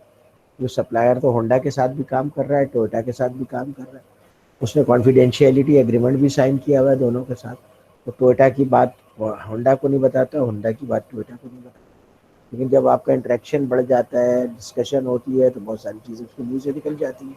आप उसके प्लांट पे जाते हैं इंस्पेक्शन के लिए, आपको पता चल जाता है कि भाई वो टोयोटा के लिए कोई ऐसी चीज़ बना रहा है जो कि मार्केट में नहीं है, and that will be very successful. तो उससे क्या वो सोर्सेज ऑफ आइडियाज़ हो जाता है। बहुत सारे आइडियाज़ के लिए वो ओपन भी होता है, उसके ऊपर कोई बाइंडिंग नहीं होती कि उन आइडियाज़ को डिस्कस ना करें, डिस्कस भी करता है। और सप्लायर अपने बिजनेस को सस्टेन करने के लिए ज़्यादा से ज़्यादा कोशिश करता है कि आपको हेल्प करे, क्योंकि उसको पता है कि उसकी बिजनेस इस चीज़ पर डिपेंडेंट है कि मैं कितना ज़्यादा वैल्यू ऐड कर रहा हूँ उनके प्रोडक्ट में। अब उसको एज ए पार्टनर के तौर पे लिया जा रहा है, सोर्स ऑफ आइडियाज़ के तौर पे लिया जा रहा है। नई नई टेक्नोलॉजी आपको सप्लायर बताता है। अच्छा, अब जो फोकस है वो बॉटम लाइन के ऊपर है, प्राइस के ऊपर नहीं। अच्छा, अब आप कहेंगे यार लोएस्ट प्राइस पे ले रहे हैं तो बॉटम लाइन बेहतर हो जाएगा। बॉटम लाइन मीन्स आपका प्रॉफिट, नेट प्रॉफिट। लेकिन ये कुछ ज़रूरी नहीं। ये हो सकता है आपने लोएस्ट प्राइस पे लिया, उसमें रिजेक्शंस हैं, वो कंपोनेंट आगे जा कर के प्रॉब्लम कर रहा है, उसको रिपेयर के लिए आ रही है चीज़, तो इसका मतलब है वो टोटल कॉस्ट तो आपकी बढ़ गई। तो इसलिए ओवरऑल बॉटम लाइन पे उसने कोई पॉजिटिव इम्पैक्ट नहीं डाला, बल्कि नेगेटिव इम्पैक्ट डाला। तो आपको उन चीज़ों को सोर्स करने की ज़रूरत है जो आपके बॉटम लाइन के ऊपर नेट पॉजिटिव इम्पैक्ट करें। जब आपके प्रोडक्ट अच्छी होंगे, उसके कंपोनेंट्स की क्वालिटीज़ अच्छी होंगी, तो लोग आपसे प्रेफर करेंगे, आपकी सेल बढ़ जाएगी, आपका रेवेन्यू बढ़ गया तो आपका बॉटम लाइन खुद ही बढ़ गया। आपकी रिपेयर, गारंटी वारंटी के क्लेम्स कम आ रहे हैं, आपका बॉटम लाइन खुद बेहतर हो गया। तो you need to look into this perspective. तो जैसे पाकिस्तान के रेफ्रिजरेटर मैन्युफैक्चरर्स हैं या इस तरह के हैं, वो अब ऐसे रेफ्रिजरेटर बनाने लगे कि वो बिल्कुल डब्बा रेफ्रिजरेटर हैं, 4-5 साल भी मुश्किल से चलते हैं। तो ये एक दफ़ा तो चलो आदमी ख़रीद लेता है, लेकिन फिर 50 आदमियों को बताता है भाई डॉलर्स नहीं खरीदना या जो भी ब्रांड है वो नहीं खरीदना, बेकार है, उसमें कोई फ़ायदा नहीं है। तो अल्टीमेटली तो उनका बॉटम लाइन पे नेगेटिव इम्पैक्ट आया। तो आपको इसको लॉन्ग रन में देखना है। Ultimately you have to see the business into long run. फिर अगला पॉइंट है ग्लोबल सोर्सिंग। ग्लोबल सोर्सिंग तो आप लोग समझते हैं, सारी बड़ी कामयाब कंपनीज ग्लोबल सोर्सिंग कर रही है। वॉलमार्ट $550 बिलियन की कंपनी है, रेवेन्यू की सारा ग्लोबल सोर्सिंग कर रही है। कुछ चीजें वो पीएनजी और यूनिलीवर उनको वहीं सप्लाई करते हैं, वरना उनका मेजर पार्ट ग्लोबल सोर्सिंग। जी यस सर पाकिस्तान में तो इसलिए जो क्वालिटी को गिरा रहे हैं, उसमें कुछ लोगों से मेरी बात हुई, वो कह रहे हैं भाई अगर हम लॉन्ग रन पे अगर कोई चीज़ अच्छी बनाएंगे, ड्यूरेबल बनाएंगे, तो हमारी जो सेल्स है, जो प्रॉफिट है, वो कम हो जाएगा, क्योंकि कंपटीटर्स तो हैं। और फिर जब आप अच्छी चीज़ बनाएंगे तो उसमें कॉस्ट बढ़ेगी, जब कॉस्ट बढ़ेगी तो प्रॉफिट कम होगा, और फिर हमारी सेल्स भी कम हो जाएंगी। अब फॉर एग्जाम्पल 4 साल बाद जो एक चीज़ किसी ने खरीदनी है, वो 10 साल बाद खरीदेगा, तो हमारा बायर कम हो जाएगा। आपका क्या ख्याल है इसके बारे में? मेरा तो ये ख्याल है कि जो एज ए अगर कस्टमर वाइज मैं अपने आप को, तो मैं यही कहूँगा कि अच्छी चीज़ बनाए। लेकिन अगर बिजनेस पॉइंट ऑफ व्यू से बिजनेसमैन में जाऊँ, तो सोच का बहुत बड़ा फर्क है ना सर। लोग ये नहीं सोचे अगर हम अच्छी चीज़ बनाएंगे तो आपकी गुडविल बनेगी, मार्केट में कस्टमर ज़्यादा होंगे, लेकिन यहाँ पे सोच इंटायरली डिफरेंट है। I agree. लेकिन मैं मार्केट में जाता हूँ, अगर मैं टेलीविज़न खरीदने जा रहा हूँ, सबसे जो लो कॉस्ट टेलीविज़न है वो आमतौर पे मैं नहीं खरीदता हूँ। मैं देखता हूँ कि मीडियम कॉस्ट क्या है और हाई कॉस्ट क्या है। अगर हाई कॉस्ट बहुत ज़्यादा नहीं है, अच्छा ब्रांड है, तो मैं उसको खरीदता हूँ। क्यों खरीदता हूँ? ज़्यादा पैसे दे के खरीदता हूँ। मैं खाना खाने जो है वो किसी बर्गर खा करके पेट क्यों नहीं भरता जो 70-80 रुपीज़ का मिलता है। मैं किसी ऐसे रेस्टोरेंट में क्यों जाता है जहाँ पे मुझे 1000 रुपीज़ का 2000 रुपीज़ का डिनर एक आदमी को पड़ता है। Reason is simple, quality, satisfaction. तो जो लोग इन चीज़ों पे काम करते हैं वो इसकी परवाह नहीं करते, वो लॉन्ग टर्म और ड्यूरेबल चीज़ें बनाते हैं। IBM है, बहुत अच्छे लैपटॉप बनाता है, एक्सपेंसिव बेचता है, लेकिन लोग खरीदते हैं क्योंकि उनको पता है कि IBM का लैपटॉप रिलायबल होता है। आप एप्पल का मोबाइल देख लीजिए, दुनिया का 40% of the market share Apple के पास है। महंगे मोबाइल बेचता है लेकिन लोग खरीदते हैं। ठीक है, तो ये तो अप्रोच है, और इस अप्रोच को कोई बहुत ज़्यादा अप्रिशिएट नहीं किया जा सकता है। अगरचे उसमें भी एक लॉजिक है, दैट आई अंडरस्टैंड, लेकिन फॉर लॉन्ग टर्म के लिए वो लॉजिक ठीक नहीं है। क्योंकि एक दफ़ा लोगों को, जैसे डॉलर्स की मैंने एग्जांपल दे दी आपको, एक दफ़ा लोगों को पता चल जाता है कि यार ये तो उसके अंदर अब हेरा फेरी करे। जैसे आजकल AC आ रहे हैं, बिल्कुल कचरा AC आ रहे हैं, सबका यही हाल है। कोई सा भी ब्रांड खरीद लो, 2 साल 3 साल से ज़्यादा AC चलता ही नहीं। तो I am continuously in search of के कोई मुझे अच्छा ब्रांड मिले, मैं उसको परचेज करूँ। लास्ट ईयर मैंने एक AC खरीदा, तो वो ग्री खरीदा। ग्री वॉज एक्सपेंसिव, लेकिन उसके बारे में मुझे बताया भी, लोगों ने भी फीडबैक दिया था कि ग्री ज़्यादा रिलायबल है कंपेयर टू अदर एसीज। तो इसलिए मार्केट में तो लोग अच्छे प्रोडक्ट के सर्च में रहते हैं, even if you have to pay higher price. तो ये माइंडसेट, मैं कम प्राइस पे बेच दूंगा, चीज़ बिक जाएगी, वो एक दफ़ा बिके। लॉन्ग टर्म अगर आपने कस्टमर को क्रिएट करना है, देन वो सस्टेनेबिलिटी के लिए you need to focus on quality. ठीक सर मित्सुबिशी का ब्रांड जो है ना एयर कंडीशन में अच्छा है, उसकी वो भी रिलायबल है, लेकिन बहुत महंगा है। बहुत महंगा है वो, मगर ग्री इतना महंगा भी नहीं था और उसकी परफॉर्मेंस बेहतर थी। नेक्स्ट टाइम मैं सोच रहा हूँ मित्सुबिशी खरीदूँ। अच्छा, खरीदने के लिए एक और चीज़ भी देखना पड़ता है कि इनका जो स्पेयर पार्ट और रिपेयरेबिलिटी इसकी है कि नहीं है। जैसे मैं सोनी नहीं टेलीविजन में मित्सुबिशी का है, मित्सुबिशी की अच्छा है मित्सुबिशी, अच्छा, रिपेयर, हाँ बिल्कुल है। जैसे मैंने सोनी टेलीविजन इसलिए नहीं खरीदा कि उनका एक आध ही रिपेयर सेंटर है पूरे कराची में, शायद सदर में है, तो इसलिए मैंने नहीं खरीदा। लेकिन जो दूसरे टेलीविजन है उनके रिपेयर सेंटर कई जगहों पे। ये सब चीज़ें भी आप देखते हैं कि आप कस्टमर्स को कैसे फैसिलिटेट कर रहे हैं। Price is only one of the determinants, not the main determinant. अच्छा, फिर कंटिन्यूस इम्प्रूवमेंट चल रहा है, इसके ऊपर बात कर सकते हैं, कर चुके हैं हम। कंटिन्यूस इम्प्रूवमेंट काइजन के जो प्रोग्राम्स होते हैं, mutual cost management, cost manage कर रहे हैं मिल करके। कैसे कि भाई आप हमारे मेजर सप्लायर हैं, आपका रॉ मटेरियल मेजर है जो कि हमारे प्रोडक्ट में लगता है, तो हमने इस कॉस्ट को 10% पे रखना है। आपका टारगेट ये है कि इस रॉ मटेरियल की कॉस्ट हमारे जो रेवेन्यू है उसका 10% से ज़्यादा। अगर आप 10% से नीचे रखेंगे we will give you bonus. अब आपको उसके इंसेंटिव मिल गया, अगर मैं किसी तरह कॉस्ट डाउन कर लूँ, और कॉस्ट डाउन करने के बहुत सारे तरीके होते हैं। मिसाल के तौर पर ज़रूरी नहीं है कि आप बहुत ज़्यादा मेटल यूज़ करें, कम मेटल यूज़ करके भी वो फंक्शन कर सकते हैं। सिंपलर, आप बहुत ज़्यादा उसके ऊपर फिनिशिंग का काम ना करें, कम फिनिशिंग पे भी आप चीज़ सही होती है और ऑपरेट करती है।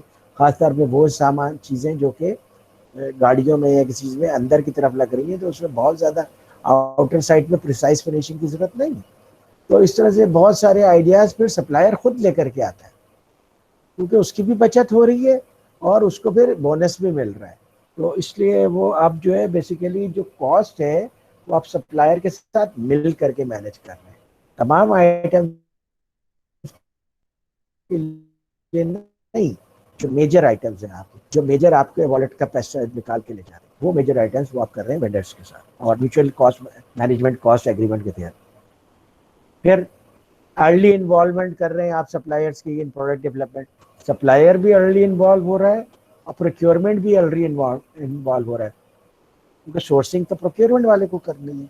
तो इसलिए वो आइटम कैसे सोर्स होगा, कहाँ से सोर्स होगा, किस प्राइस में सोर्स होगा, कितनी क्वांटिटी मिल सकेगी, नहीं मिल सकेगी, तो ये सारी चीज़ें प्रोक्योरमेंट वाला बताता है।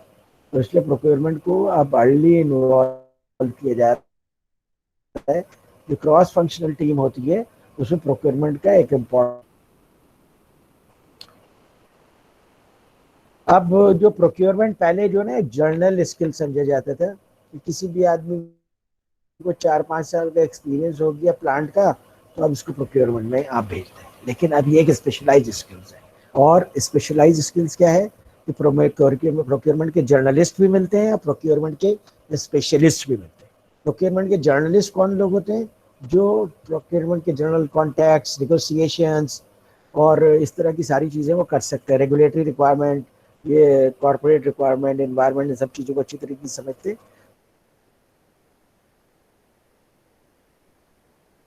तो स्पेशलिस्ट परचेजर कौन होता है? जैसे मिसाल के तौर पे कोई कमोडिटी परचेजर है, या वॉलमार्ट में एक आदमी है जो कि फैब्रिक परचेज करता है। अब वो स्पेशल फोकस उसका फैब्रिक है, मर्चेंडाइजर है, तो वो स्पेशलिस्ट प्रोक्योरमेंट स्पेशलिस्ट कहलाता है। अब प्रोक्योरमेंट स्पेशलिस्ट बहुत सारी कंपनीज हैं जो हायर करती हैं। जैसे मिसाल के तौर पर IIL का आप में से किसी ने शायद एग्जाम्पल दिया था, मैं पिछली क्लास में एग्जाम्पल दी थी, तो वो उनके पास भी प्रोक्योरमेंट स्पेशलिस्ट होंगे। तो इसी तरह बहुत सारी चीज़ें फार्मी फर्टिलाइजर को, हैंगरों को इम्पोर्ट करनी पड़ती हैं, उनके भी प्रोक्योरमेंट स्पेशलिस्ट होते हैं इन चीज़ों की। तो स्पेशलिस्ट भी इसमें काम करते हैं और जर्नलिस्ट भी इसमें काम करते हैं। इट इज़ योर चॉइस कि आप प्रोक्योरमेंट में किस एरिया में जाना चाहते हैं। Both areas are good.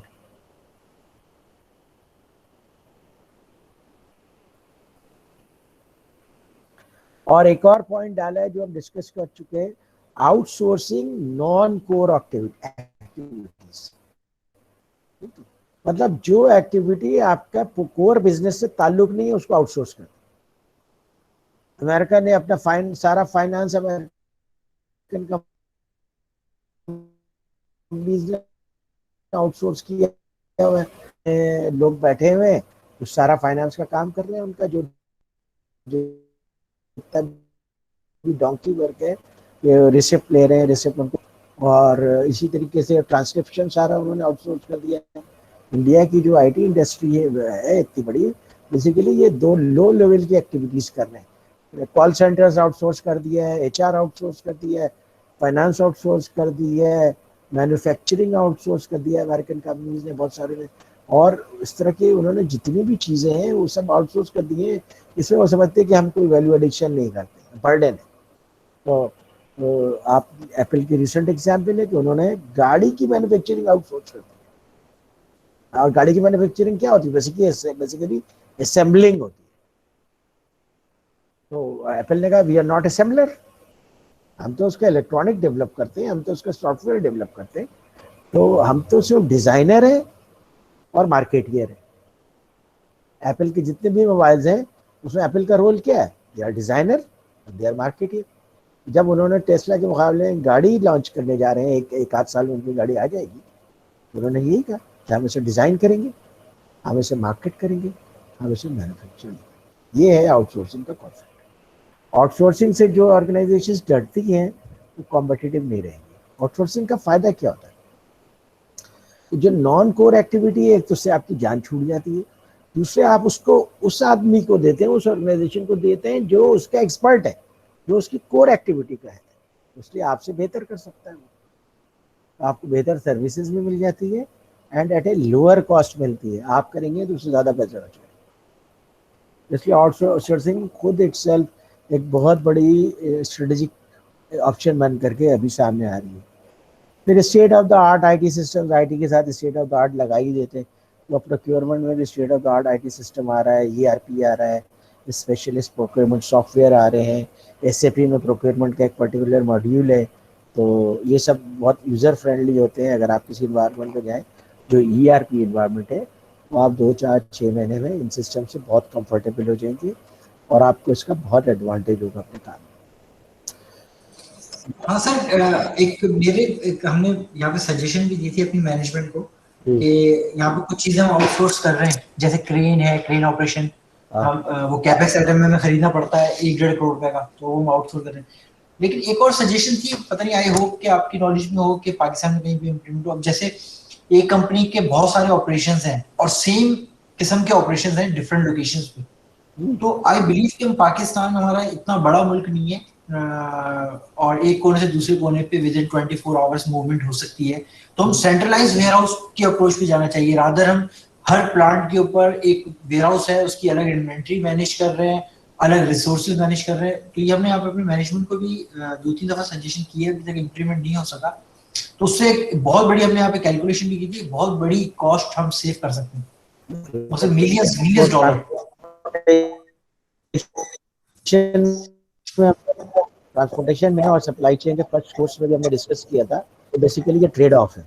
आप ये देखेंगे अगर आपकी ट्रांसपोर्टेशन कॉस्ट कम रहेगी तो सेंट्रलाइज वेयर हाउस जस्टिफाई करता है, लेकिन अगर आपकी ट्रांसपोर्टेशन कॉस्ट बहुत ज्यादा बढ़ जाएगी, प्रोडक्ट अवेलेबिलिटी का प्रॉब्लम आएगा, तो ये तो एक ट्रेड ऑफ है जिसको कि आपको मैथमेटिकली कैलकुलेट करना है कि हमारे लिए क्या चीज ज्यादा कॉस्ट इफेक्टिव है। और सॉरी टू से हमें पाकिस्तान में हमारे पास लीडरशिप की इतना फुकदान है कि जैसे इंजीनियरिंग फर्म्स हैं, जो लोग एमआरओ इन्वेंट्री रख रहे हैं, फॉर एग्जांपल जैसे हमारी ऑर्गेनाइजेशन है, और ऐसी मिलती जुलती अराउंड, मैं अगर फिंगर टिप्स पे गिनूं तो 50-60 ऑर्गेनाइजेशन पाकिस्तान में काम कर रही है और सबके पास सेम इक्विपमेंट है। इंस्ट्रूमेंट एयर है प्लांट के लिए, सबको 8 बार प्रेशर ही चाहिए, सबके पास इंगरसोल ही लगा हुआ है। तो अगर सारे प्लांटों ने अपनी अपनी इन्वेंट्री खुद मैनेज की हुई है, अगर हमारी कोई नेशनल पॉलिसी होती और जो हम इस टाइम हमारा डॉलर कहाँ खड़ा हुआ है, अगर हम वो फॉर एग्जांपल एक सेंट्रलाइज वेयर हाउस बनाए और इंगरसोल के पार्ट उधर रख लें, हमारे पास इंगरसोल के पार्ट यूज हो रहे हैं 2 साल के बाद, 2 साल तक वो इन्वेंट्री डेड पड़ी है, यानी हमने $1 मिलियन की इन्वेंट्री अपने एक वेयर हाउस में डेड की हुई है और पूरे नेशनल यानी पूरे पाकिस्तान के ऊपर उस डॉलर का इम्पैक्ट आ रहा है। तो हमारे पे लीडरशिप का फुदान है, अगर कोई बड़ा लीडर आया और उस पर काम करे तो आई बिलीव कि हम बहुत बड़ी अमाउंट बचा सकते हैं। ये हर सेक्टर में इसकी गुंजाइश मौजूद है। इसको कहते हैं कोऑपरेटिव कंपटीशन, कोपिटिशन इसके लिए इकोनॉमिक्स में टर्म यूज करते हैं। इसमें कॉम्पिटिटर्स आपस में मिल करके जॉइंटली इन्वेंट्री मैनेज करते हैं या जॉइंटली इन्वेंट्री परचेज करते हैं, जॉइंटली सोर्सिंग करते हैं, उससे उनको लोएस्ट कॉस्ट में चीज़ें मिल जाती हैं।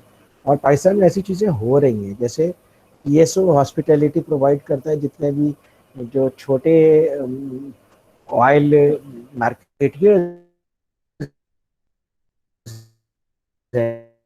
हैं गोवा तो उनके ऑयल स्टोरेज ईएसओ के पास है। लुब्रिकेंट प्लांट में शेल भी अपना लुब्रिकेंट ब्लेंड करवाते हैं और दूसरी कंपनीज भी लुब्रिकेंट्स ब्लेंड कराते हैं।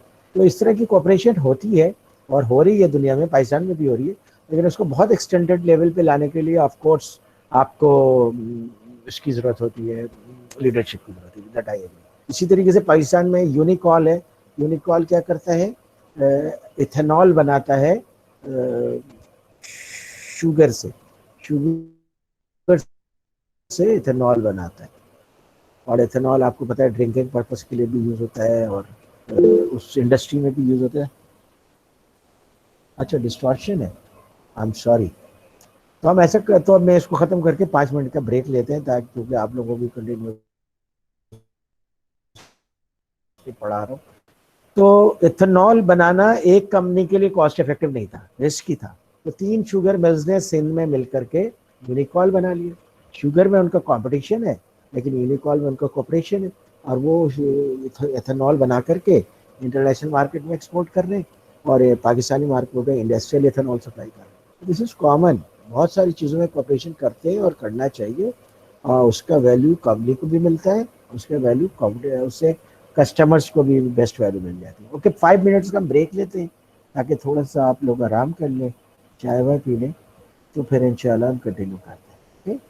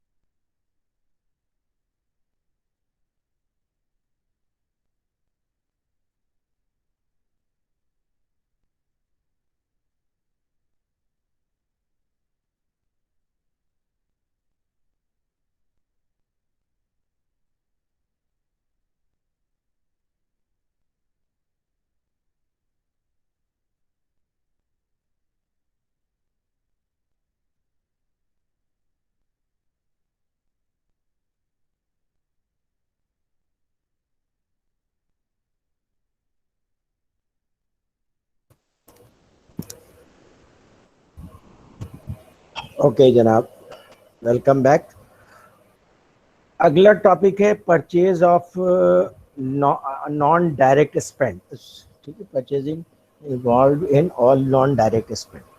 तो ऑर्गेनाइजेशंस की स्पेंड को परचेजिंग डिपार्टमेंट दो कैटेगरी में ब्रॉडली डिफाइन करते हैं, डायरेक्ट स्पेंड और नॉन डायरेक्ट स्पेंड।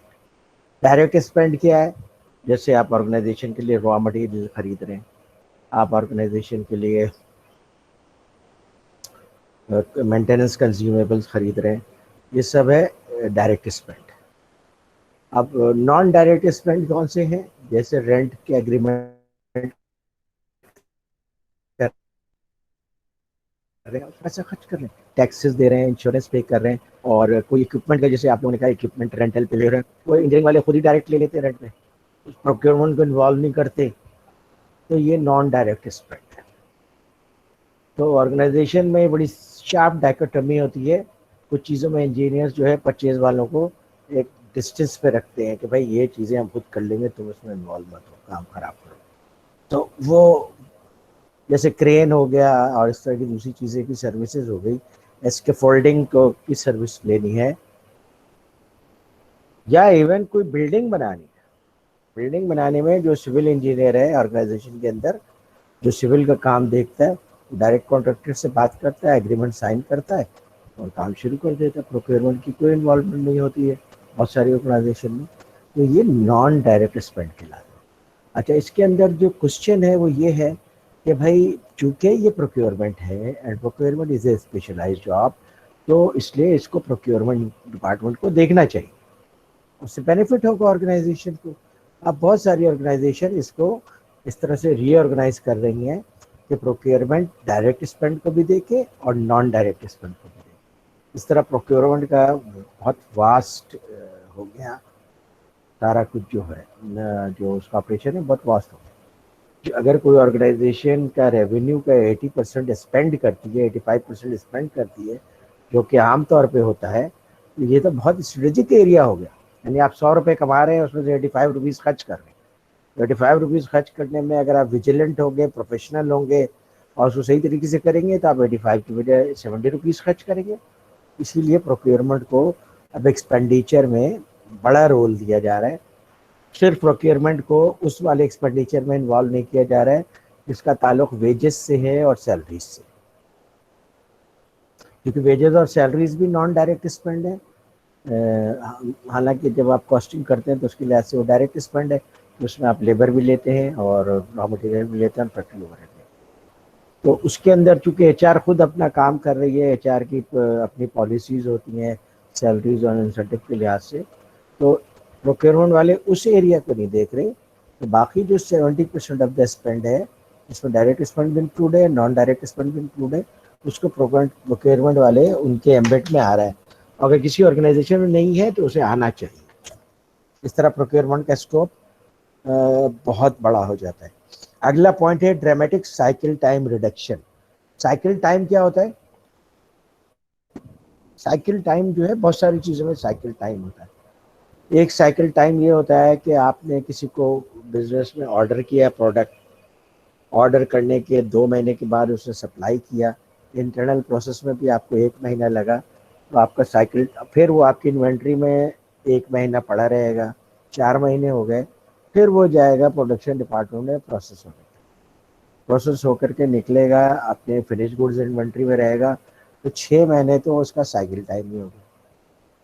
अब 6 महीने के लिए आपके प्रोडक्ट में आपका पैसा लगा हुआ है, लेकिन वो कैश में कन्वर्ट नहीं।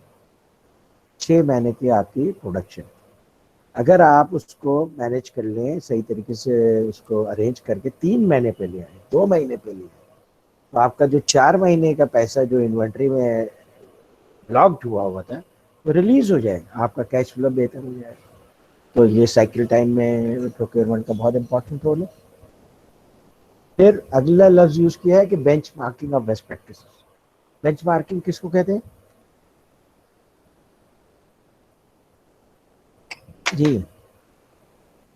बेंच मार्किंग किसे कहते हैं? जहाँ पे प्रोसेस को रोक दिया गया था वहां से कंटिन्यू करने को। Bench marking I am sure कि हमने दरमियान में भी सर वो तो बेंचमार्किंग आप उसकी बात कर रहे हैं ना, कोई भी कंपनी अपना एक बेंचमार्क सेट कर लेती है, एक स्टैंडर्ड सेट कर लेती है। जी बिल्कुल बिल्कुल।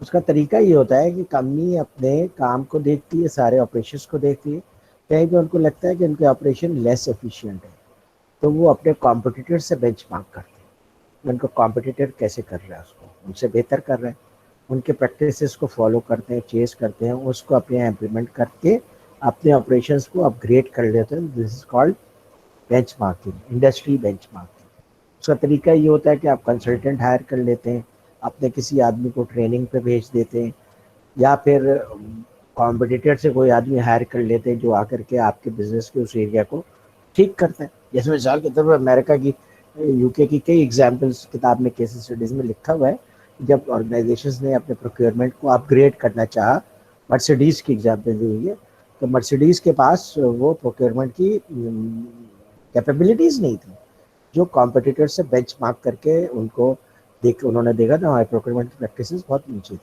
तो उन्होंने उन प्रैक्टिसेस को अपग्रेड करने के लिए अपने यहाँ ऐसे प्रोक्योरमेंट स्पेशलिस्ट को हायर किया जो बेस्ट प्रैक्टिसेस से वाकिफ थे और अपने अपने ऑर्गेनाइजेशन में बेस्ट प्रैक्टिसेस को इम्प्लीमेंट भी करते थे, और फिर उन्होंने आके बेंचमार्क करके उनके प्रोक्योरमेंट को पूरा अपग्रेड कर दिया। बेंचमार्किंग आप किसी भी एरिया में कर सकते हैं, इंडस्ट्री बेंचमार्किंग इज कॉमन और क्रॉस इंडस्ट्री बेंचमार्किंग भी कॉमन है, यानी आप दूसरी इंडस्ट्री के भी बेस्ट प्रैक्टिसेस को ले सकते हैं अपने यहाँ इम्प्लीमेंट करने के लिए। और उसकी सबसे अच्छी एग्जाम्पल जो है वो ये है कि मैकडोनल्ड के पास क्यू हैंडलिंग का साइंटिफिक तरीका है। आपने कभी नहीं देखा होगा मैकडोनल्ड में, आप कभी कोई चीज़ ऑर्डर करने जाएं तो आपको 8-10 मिनट से ज़्यादा लगेगी, आपकी बारी दूसरे नंबर पे, तीसरे नंबर पे हम तक रह जाती है। उसकी वजह यह है कि all over the world McDonald ने क्यू को बाकायदा स्टडी की, टाइमिंग के लिहाज से स्टडी किया, डेज के लिहाज से स्टडी किया, फेस्टिवल्स के लिहाज से स्टडी किया, और वो उन्होंने पूरा पैटर्न निकाला कि भाई मंडे को आफ्टरनून में बहुत स्लो सेल होती है, शाम में भी स्लो सेल होती है, फ्राइडे इवनिंग बहुत फास्ट सेल होती है, सैटरडे आफ्टरनून बहुत फास्ट सेल होती है। तो उन्होंने क्या किया कि टर्मिनल्स लगा दिए, कंप्यूटर टर्मिनल्स। अगर स्लो है, एक टर्मिनल काम कर रहा है, 2 टर्मिनल काम कर रहा है। जब ज़्यादा कस्टमर्स आ जाते हैं तो कई टर्मिनल काम करना शुरू कर देते हैं, और पीछे इसी तरीके से कुकिंग भी आप लाइन अप हो जाती है, वो भी ज़्यादा स्पीड से प्रोडक्शन शुरू कर देते हैं क्योंकि उनकी मल्टीपल लाइन्स होती हैं, इसलिए कस्टमर को टाइमली फ्रेश फूड सर्व हो जाता है। ये मैकडोनल्ड की बहुत बड़ी स्ट्रेंथ है। उसके मुकाबले में आप यूबीएल में जाएं, आपका कोई काम हो तो आपको नंबर निकालते हैं कंप्यूटराइज, फिर आपको बैठा देते हैं, 2-2, 3-3 घंटे लग जाते हैं। नेशनल बैंक का भी यही हाल है। तो क्या है, वो क्यू को मैनेज नहीं कर पा रहे। तो बहुत सारे बैंक्स ने क्यू मैनेजमेंट सीखा मैकडोनल्ड से, और अब आपने देखा होगा ये चेंज, अगर आपने नोट किया हो तो कि बैंक्स भी जो अब अपने 1, 2, 3 काउंटर्स बना दिए उन्होंने। जब स्लो टाइम होता है, आप सुबह 9, 9:30 बजे जाएं, एक काउंटर खुला होता है, 12 बजे जाएं तो 3 काउंटर खुले हुए होते हैं, दोपहर में भी 3 काउंटर खुले हुए होते हैं। क्यों? क्योंकि उस वक्त कस्टमर्स का रश ज़्यादा होता है, ज़्यादा रश को हैंडल करने के लिए ज़्यादा काउंटर पे लोग आ जाते हैं, और उनके स्टाफ इस तरह से क्रॉस ट्रेंड होता है कि वो अपना दूसरे काम कर रहे होते हैं, लेकिन जब काउंटर का रश पड़ता है इधर आकर के काउंटर पे डीलिंग करते हैं कैश की या जो भी कस्टमर की। तो ये देखने में तो आपको बहुत मामूली सी चीज़ शायद लगे कि यार ये क्यू हैंडलिंग भी कुछ ही है, लेकिन आप देखेंगे क्यू हैंडलिंग की वजह से लड़ाइयाँ शुरू हो जाती हैं, कस्टमर नाराज़ हो जाते हैं, उस बैंक को छोड़ के दूसरे बैंक में चले जाते हैं, कस्टमर सर्विस का लेवल नीचे चला जाता है। तो इसलिए क्यू हैंडलिंग एक बहुत इंपॉर्टेंट एरिया होता है। रेस्टोरेंट्स उसको बहुत अच्छा मैनेज करते हैं आमतौर पर, ये रेस्टोरेंट्स के लोगों को इसमें ट्रेन किया है, अब दूसरे भी सीख रहे हैं। इसको कहते हैं जब आप किसी की अच्छी प्रैक्टिसेस लेकर के अपने पास उसको अप्लाई कर लें, जैसे आपने लिया फास्ट फूड इंडस्ट्री से अप्लाई किया बैंक पे, तो ये क्रॉस इंडस्ट्री बेंचमार्किंग है। एक सिंपल कॉम्पिटिटर से बेंचमार्किंग होती है, इंडस्ट्री बेंचमार्किंग कहते हैं जिसे, और एक क्रॉस इंडस्ट्री बेंचमार्किंग, दोनों इफेक्टिव। जैसे टोयोटा के जो काइजन के कॉन्सेप्ट्स हैं वो बहुत सारी इंडस्ट्रीज ने अप्लाई किए हैं, ज़रूरी नहीं है कि ऑटोमोटिव में हो, तो अप्लाई करते हैं क्योंकि टोयोटा में अच्छे रिजल्ट्स निकले हैं उसके, काइजन के दूसरी जगहों पे भी अच्छे रिजल्ट्स आ रहे हैं। तो इसलिए क्रॉस इंडस्ट्री बेंचमार्किंग बहुत कॉमन है। फिर प्रोक्योरमेंट का इंटरनल कस्टमर फोकस है। अब ये जब से आईएसओ आए हैं और उससे भी पहले भी एक इंटरनल कस्टमर का कॉन्सेप्ट बन गया है। इंटरनल कस्टमर का कॉन्सेप्ट का क्या मतलब है कि आपका आउटपुट जिसको इनपुट जाता है वो आपका कस्टमर है। एक तरह से आप वो सामान उसको बेच रहे हैं, तो आपने अपने कस्टमर को बहुत अच्छे तरीके से सर्व करना है। अब बहुत सारी ऑर्गेनाइजेशन तो बाकायदा उसके ऊपर कॉस्ट सेंटर, प्रॉफिट सेंटर लगा करके प्रॉफिट भी उसका कैलकुलेट करते हैं कि जनाब आपने उसको कितने वैल्यू पे उसको आगे दिया, उसने कितने वैल्यू पे दिया, आपकी वैल्यूडेशन कितनी थी, उनकी वैल्यूडेशन कितनी थी। तो ये जो है बेसिकली आप अपने कस्टमर को सर्व कर। पहले क्या होता था, इंजीनियरिंग में कोई रिक्वेस्ट दी, प्रोक्योरमेंट वाले ने देख के रख के साइड में कर दिया, सो गया। इंजीनियरिंग वाले ने 15 दिन बाद फ़ोन किया तो कहा आप प्रोसेस में देखता हूँ। तो ये क्या था, वो अपने कस्टमर के लिए कोई रिगार्ड नहीं, सर्व कर दिया तो कर दिया, नहीं किया तो कोई पूछने वाला नहीं। या फिर लड़ाइयाँ हों उसके ऊपर, प्लांट बंद हो जाए तब प्रोक्योरमेंट वाले को गालियाँ पड़े, तब पता चलता था कि प्रोक्योरमेंट कौन सा आप देख रहे हैं, वरना किसी को पता भी नहीं होता था प्रोक्योरमेंट में कौन आदमी काम कर रहा है, क्या काम आ रहा है। हालांकि अमेजिंगली वो करोड़ों रुपए का, अरबों रुपए का काम करते हैं। तो अब जो है उनको सिखाया गया कि जनाब ये आपके इंटरनल कस्टमर है and it is your job to serve them. और आपका सर्विस लेवल डिफाइन किया जाएगा केपीआईज में। सर्विस लेवल आपका डिफाइन किया जाएगा, फॉर एग्जांपल 95%। इसका मतलब ये है कि ऑन 95% ऑफ ओकेजन्स जितने भी आपको सर्विस रिक्वेस्ट आएगी उसको आप फुलफिल करें, 4-5% में हम आपको मार्जिन देंगे। तो ये बाकायदा केपीआईज मैनेज होते हैं ईआरपी सिस्टम के थ्रू, क्योंकि ईआरपी सिस्टम तो दूध का दूध पानी कर देता है। किस डेट को रिक्वेस्ट आई, किस डेट को उन्होंने प्रोसेस किया, कब मटेरियल आया, तो पता चल जाता है उनका सर्विस लेवल कैसा है। इसलिए अब जो रुझान है वो ये है कि आपके ऑर्गेनाइजेशन में जो इंटरनल कस्टमर है आपके, उनको सर्व करना इज योर रिस्पॉन्सिबिलिटी। तो इंटरनल कस्टमर फोकस आ गया। फिर सर्विस लेवल एग्रीमेंट जो मैंने अभी बात की वो भी स्टैब्लिश हो गई, तो वो सबके साथ सर्विस लेवल एग्रीमेंट चलता है और वो डिफाइन करते हैं जनाब आप इस लेवल की सर्विस प्रोवाइड करें। सर्विस लेवल का मतलब होता है कितने परसेंटेज ऑफ टाइम या परसेंटेज ऑफ ऑर्डर्स को आप करेक्टली फॉलो करते हैं, that is service level. Purchasing leadership empower teams. आजकल आपको पता है कि परचेजिंग इतना कॉम्प्लिकेटेड टास्क हो गया। कॉम्प्लिकेटेड टास्क इस वजह से हो गया कि कुछ परचेजिंग आप लोकल कर रहे हैं, कुछ परचेजिंग आप इंटरनेशनली कर रहे हैं, सोर्सिंग कर रहे हैं आइटम्स की। तो उसके लिए आपको टीम्स बनाने पड़ते हैं और हर टीम ऑलमोस्ट इंडिपेंडेंटली काम कर रही है, इसलिए वो एम्पावर्ड टीम्स होती है। एक परचेज डायरेक्टर बैठा हुआ होगा वॉलमार्ट का अमेरिका में, बैठ के स्ट्रेटजीज बनाता होगा, पॉलिसी सेट करता होगा, ओवरऑल सुपरविजन करता होगा कि विद इन कॉस्ट पैरामीटर्स सारे परचेजर काम कर रहे हैं या नहीं कर रहे। लेकिन जो टीम पाकिस्तान में बैठी है, बांग्लादेश में बैठी है, थाईलैंड में बैठी है, दे आर एम्पावर्ड टीम्स और वो अपनी मर्जी से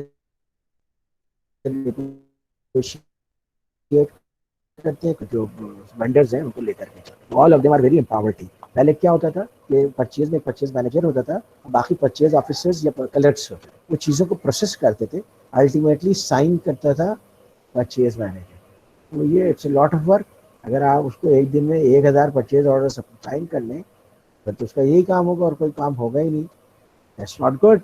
तो इसलिए फिर उन्होंने अब इस तरह कर दिया है कि टीम्स को एम्पावर्ड कर दिया है, जनाब ये परचेजिंग आप करेंगे, आपका एरिया है, ये परचेजिंग आप करेंगे, आपका एरिया, और इतने अमाउंट तक परचेज आप खुद करेंगे, उससे ज़्यादा अमाउंट परचेज करेंगे तो you need to contact directors. कुछ पैरामीटर्स बना देते, लेकिन टीम्स को एम्पावर करते हैं, इससे काम फास्ट होता है।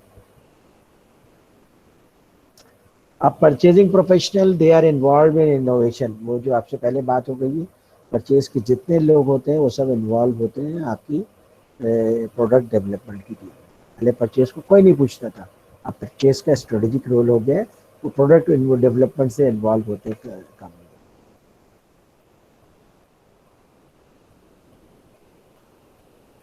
फिर क्रॉस फंक्शनल टीम्स होती हैं जो सप्लायर रिलेशनशिप को मैनेज करती हैं।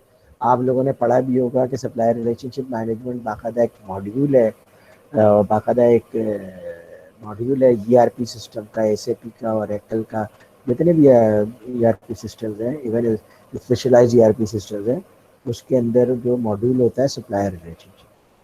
वो पूरी हिस्ट्री होती है और सारी चीज़ें होती है कि आप सप्लायर से रिलेशनशिप कैसे करें।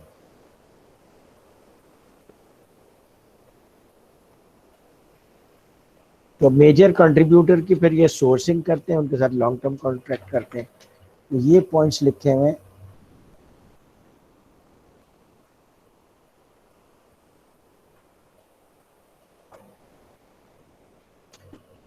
अच्छा, उसके बाद रिसर्च की है कि प्रोक्योरमेंट की इवोल्यूशन कैसे हुई है। तो उसमें उन्होंने बताया है कि जो कंपनीज आजकल की मोस्ट सक्सेसफुल कंपनीज हैं उसमें प्रोक्योरमेंट बेसिकली स्ट्रेटेजिक पार्टनर है।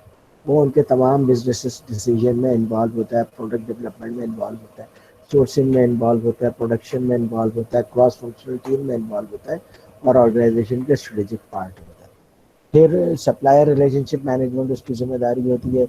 तो स्ट्रेटेजिक कन्वर्सेशन, बिजनेस की जो स्ट्रेटेजी बनती है उसके अंदर परचेजर इन्वॉल्व होता है। पहले परचेजर बोर्ड मीटिंग में नहीं आता था या हाई लेवल ऑर्गेनाइजेशन मीटिंग में नहीं आता था। उसमें general manager marketing, general manager finance, general manager production, ये लोग होते थे।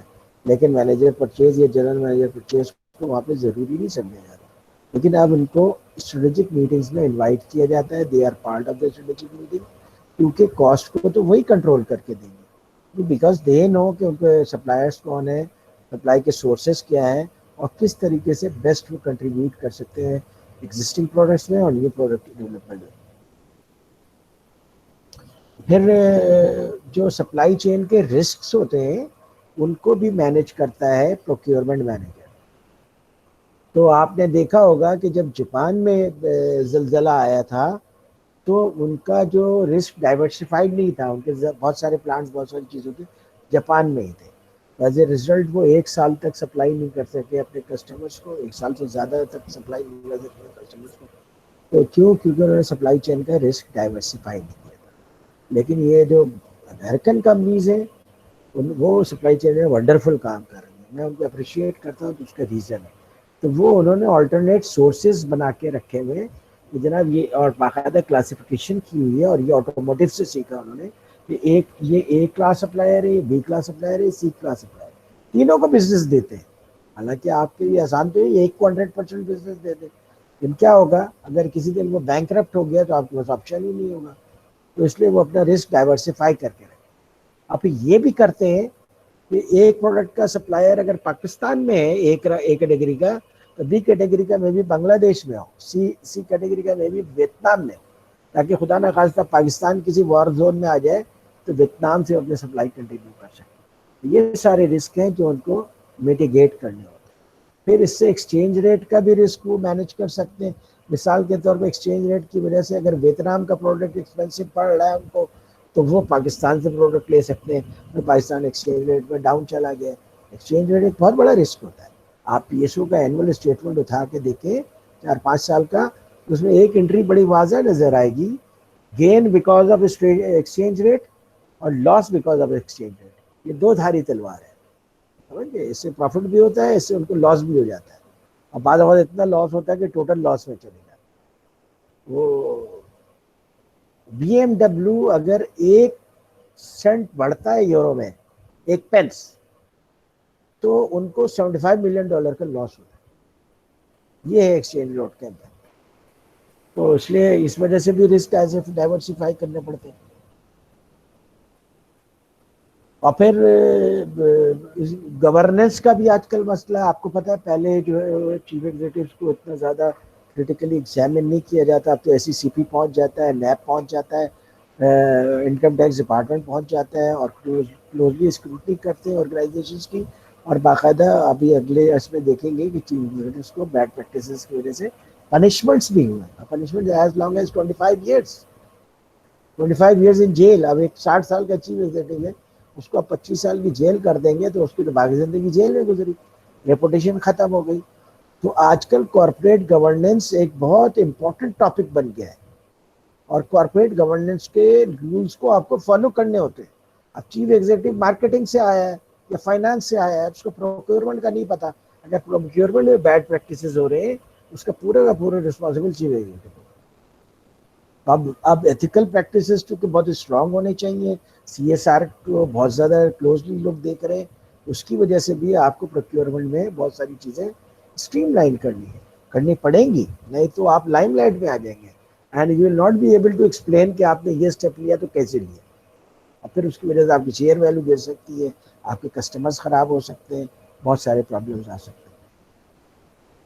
फिर आपको वो इकोनॉमिक्स ऑफ स्केल भी करके जो देगा वो बेसिकली प्रोक्योरमेंट वाला करके देगा, डायरेक्ट इनडायरेक्ट स्पेंड, इसीलिए उसी की रिस्पॉन्सिबिलिटी बना दी गई।